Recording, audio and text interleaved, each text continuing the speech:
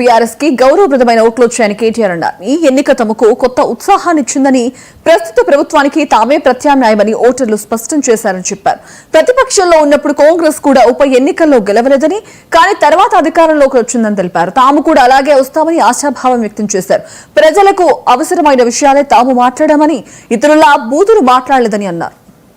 మాకు ఓటేసిన జూబ్లీహిల్స్ ప్రజలందరికీ కూడా పేరు పేరున వారికి కూడా కృతజ్ఞతలు.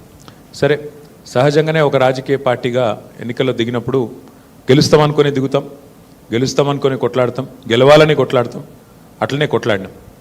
గత 2 ఏళ్లుగా బీఆర్ఎస్ పార్టీ ప్రధాన ప్రతిపక్ష పార్టీగా తన పాత్రను అద్భుతంగా పోషించింది. ప్రజా సమస్యలను మరి కేంద్రంగా చేసుకొని ప్రజల వాదనను, ప్రజల వేదనను ఇవాళ ప్రభుత్వం ముందు పెట్టడంలో, అది శాసనసభలో అయితేనేమి, ప్రజాక్షేత్రంలో అయితేనేమి, సోషల్ మీడియాలో అయితేనేమి చాలా బలంగా బీఆర్ఎస్ పనిచేస్తున్నది.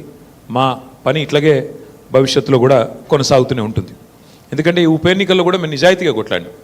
ప్రజా సమస్యల్ని కేంద్ర బిందువుగా చేసుకొని, ప్రజలనే ఎజెండాగా చేసుకొని ఎన్నికల్లో డెఫినెట్గా చిత్తశుద్ధితో నిజాయితీగా మేము కొట్లాడినాం.